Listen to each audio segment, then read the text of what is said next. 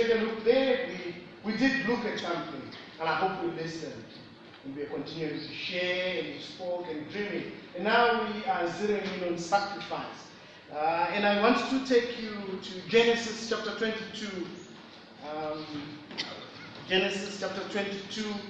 And I want to read the story of God asking Abraham to sacrifice his one and only son.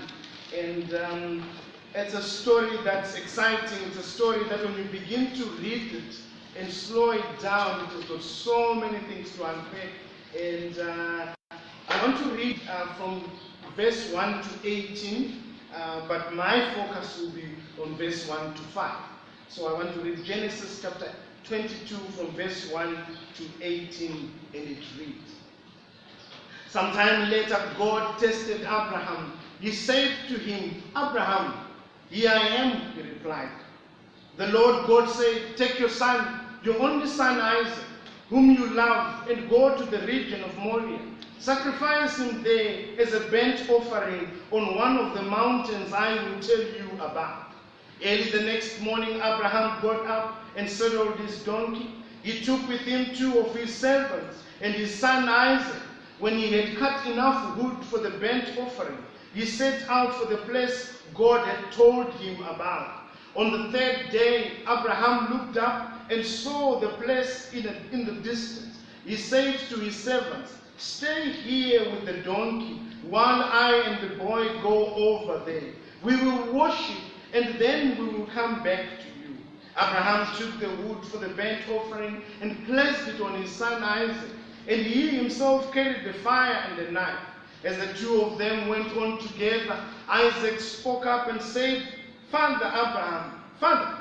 Yes, my son, Abraham replied. The fire and the wood are here. Isaac said, but where is the lamb for the burnt offering? Abraham answered, God himself will provide the lamb for the burnt offering, my son. And the 2 of them went on together. When they reached the place God had told him about, Abraham built an altar there and arranged the wood on it. He bound his son Isaac and laid him on the altar on top of the wood. Then he reached out his hand and took the knife to slay his son. But the angel of the Lord called out from heaven, Abraham, Abraham, here I am, he replied. Do not lay your hand on the boy, he said. Do not do anything to him. Now I know that you fear God, because you have not withheld from me your son, your only son. Abraham looked up, and there in the thicket he saw a ram caught by its horn. He went over and took the ram and sacrificed it on the burnt offering instead of his son. So Abraham called the place, the Lord will provide. And to this day it is said, on the mountain of the Lord it will be provided. The angel of the Lord called to Abraham from heaven a second time and said, I swear by myself, declares the Lord, that because you have done this and have not withheld your son, your only son, I will surely bless you and make your descendants as numerous as the stars in the sky and as the sand on the seashore. Your descendants will take possession of the cities of their enemies, and through your offspring, all nations on earth will be blessed because you have obeyed me. Did you just hear that? Sometimes it's unimaginable to think this is the Bible. This is the Word of God telling us these stories. If we were to be honest, how many of us would even obey such a command? If there is any time that God will want my insult, it is when he says, sacrifice that, and I'll tell you, my friend. And you all of you might say, you're nuts. But anyway, we are never too young or too old to face new challenges in life. Never too young or too old to face new battles. Never too young or old to learn new things. The day we stop learning, we have stopped growing. And when you stop growing, you have stopped living. And this passage, Genesis chapter 22, invites us into one of the greatest humankind, the test that any humankind will face. Remember, this was the child of the promise. God had promised Abraham that he would have a son. And when he was 100, he has this son. Finally, the son has arrived. The son who was going to inherit everything he had ever had. And is chaffed. And I'm sure this boy was loved with the mother and the father. This was one of the spoiled kids, if you want to talk about it. He had everything, and he was a miracle child, and he was a child of the promise. It was God who gave him this child. And then God shows up one day. In fact, it is the night. As they had said, good night, cheers, good night. And in the evening, God then says to him, I want you to take your son, your only son, whom you love, and I want you to go to a region somewhere, and you sacrifice him there as a burnt offering on a mountain that I'll show you. And it ends there, it says us, the next morning, Abraham got up. What did he tell his boy? I don't know. What did he tell his wife? Can you just begin to imagine? What did he tell his wife? I don't know what he said to the wife. But it was prompt, very prompt. He didn't even ask for more details and everything. He just said, boy, we're getting up there. But you know what? He handled it in such a way that there are so many nuggets that we can begin to extract in our walk of faith. The first thing that we can extract from the first 5 verses that I'm zeroing on is expect tests from God. You just have to expect tests from God. And anybody who has studied was, I want to assume we've all been to school, eh? It's an assumption. At one stage, we all passed through the school, okay? One of the things that I did not like was a test. But if ever you enroll in anything, a test will come. So, in this school of faith, we see that Abraham was not new in any way to this test. Remember in Genesis chapter 12, the first test that God brings to him was the family test, when he says, I want you to leave your family and your own people, and you go where I want you to go. And after that test, you find he has that test when there is a famine in the land, and he goes to Egypt. And after that test, he comes back, the test of fatherhood. He doesn't have a child, and God says, don't worry, I'll give you one. When? I'll give you, just chill, relax. It will come. I'll give you one. And then here we have this test, the test of sacrifice, the test of obedience. You know what? God's tests are tailor-made for each child. And you can never compare your test with someone else's test. Your experience is uniquely designed by God. And the beauty about it is God never sends a test until he knows you are ready for it. He never sends a test if you're not ready. And we begin to see that God is testing Abraham to offer this sacrifice because he knew that Abraham was going to what?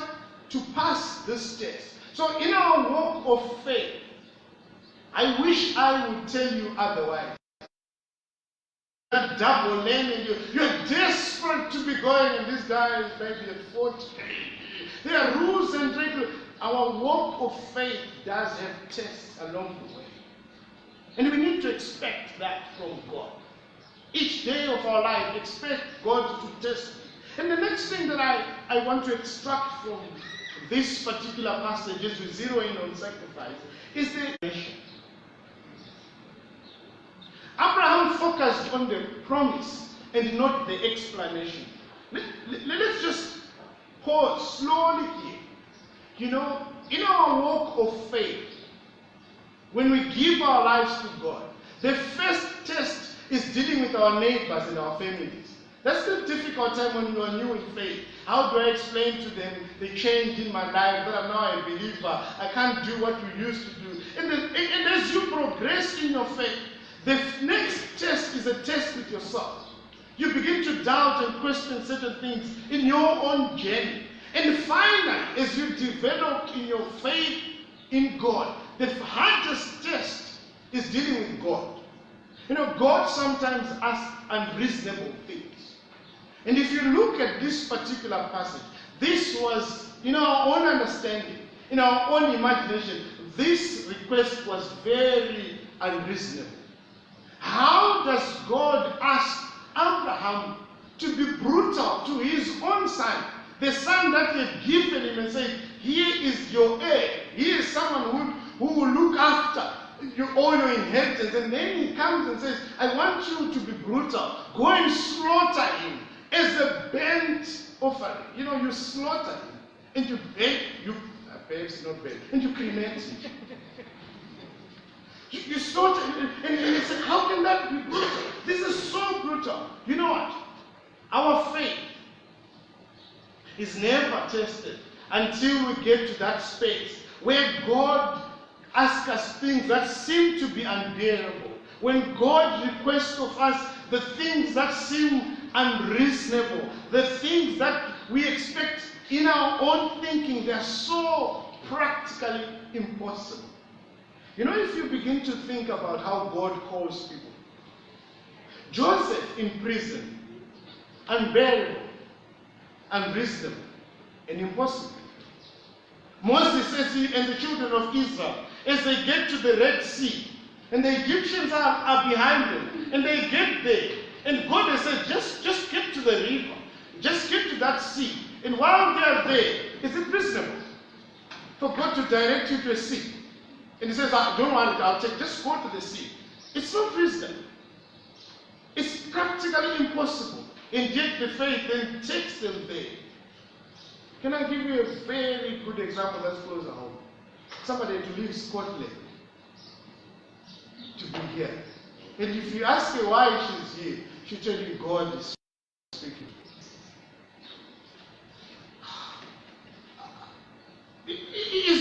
That's unbearable. That for me is unreasonable. To leave all the comfort and come to Zimbabwe, where we fight and twist and turn to give you a permit to be here. Sometimes say, 30 days, my friend. After 30 days, find somewhere to go and play. If you go back there and come back, it seems very impossible. And yet, when God requests a few of your faith, you then know, it better be God. It better be God to leave all that comfort and be. Perhaps the plus is the weather here is good, you know. Those people there. But there's so many examples we can give. Imagine Jesus on Calvary, on that cross, where God says to Jesus, you are going to hang on that cross. It doesn't make sense. And God says, that's how I want you to redeem my people. You go on that cross. When our faith is tested in that, we then begin to realize that, friends, we live on the promise of God and not by the explanation. You know, if it was going to happen to us, you know, the first question I would ask God is, why? Why, Lord? Why does it have to be? And the next question that we often ask is, why me? Why me? Why does these things have to happen to me? And Abraham doesn't do that. He in a prompt way, he obeys what God is inviting him to do.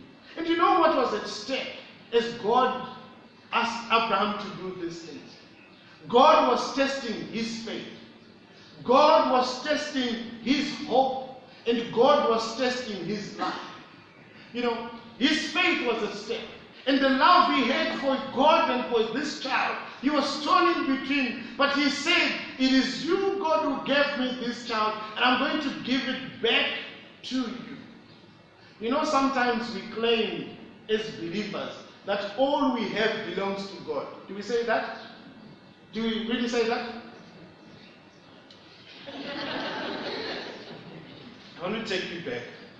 There is a couple of weeks ago here, we asked Alan to do one of the most difficult things. To just come and tell you the church that the coffers are running dry. It's not a pleasant conversation to have. You know, when God blesses you with money, okay, He gives you $100, okay, and He says, on this 100, I've given you 100. Can I please have 10 back? If it's 100, $10 is easy, you know, to give back. Do you know that? 10 baht is just 10 baht. But if it's 1,000,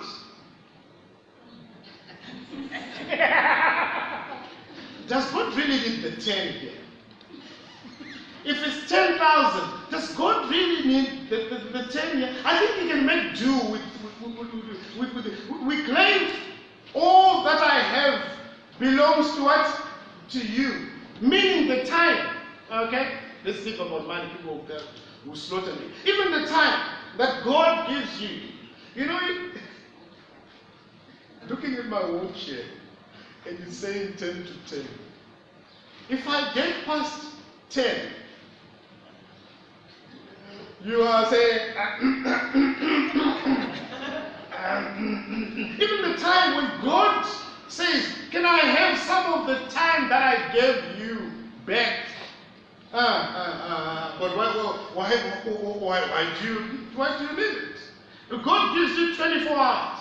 And He says, in this 24, can I have some of that time? We are forever busy. When God blesses us, and when He comes back to say, can you sacrifice that which I have given you? You know, I love it when yesterday my son says, I want a cake. Asking him to say, go somewhere else and look for someone else. He says, I want the very son I gave you is the son that I want you to sacrifice. God never asked us to sacrifice that which we don't have. Even when we talk about giving, I'm not saying go and borrow, request back. Because He knows you have the time. That's why He says, can I have some of your time? Because He knows you can read and study. That's why He says, can you study my word? Abraham is requested to do that. And his hope, the hope was at stake. And his love for God was also at stake. But friends, you know what? What else drove Abraham was the fact that he knew that God's will never contradict His promise. Because God has said to him, Isaac will be the heir of your throne. And because of that, he knew, if you watch carefully what Abraham said, he says to his servants, you stay here while we go and worship, and we'll come back. To him, it was an act of worship. The sacrifice that he was going to offer was an act of worship. Fast forward to the New Testament, Romans chapter 12. Then it says, I beseech you therefore, brethren, by the mercies of God, that you present your bodies as a living sacrifice that is holy and acceptable, as an act of service, as an act of worship to our God. When we come here, when we sacrifice whatever we have, it should come from an attitude of worship. When we give even our tithes and offerings, when we give our time, when we give our resources, when we give whatever we have to God, it should come from that place, that attitude of worship. Abraham knew that this God is requesting my worship. And he says, you guys, stop here. But that's a conversation for another day, where others are asked to take care of donkeys and others are worshiping God.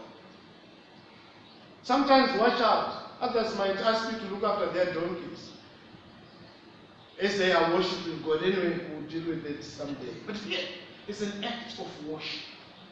Sacrifice is an act of worship. And you know what? I love it because Abraham acted promptly. He heard and he obeyed God. He is unlike us. You know, if God is to speak to us today, we raise so many questions. So many questions. take you back again to my son. There is sometimes when the why comes and you have no idea what this why is all about. You know, we drove past someone. We drove past Mr. Baker. He loves Mr. Baker's beard. And we drove past Mr. Baker. And he says, Daddy, that's Mr. Baker. And I said, yes. And he says, why is he going where he's going?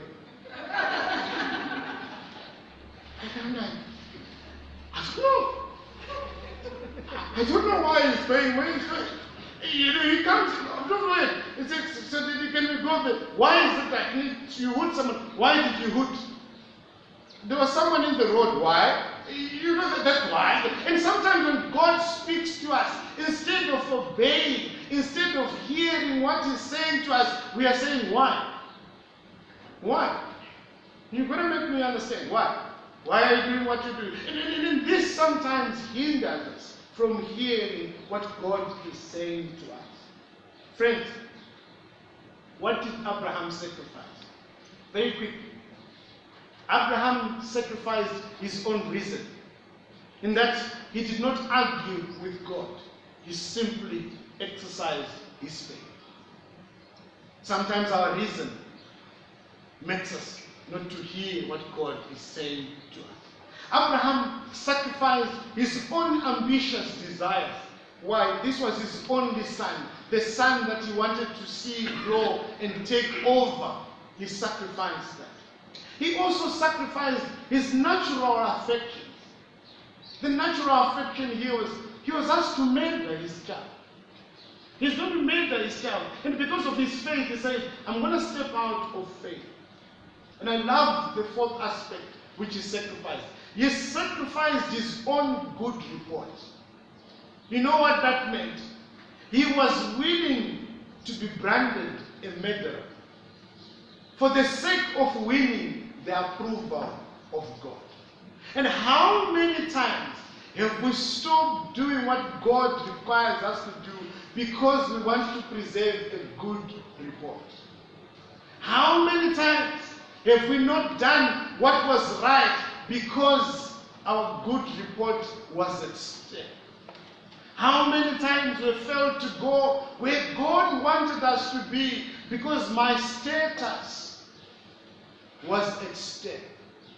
My pride was at stake.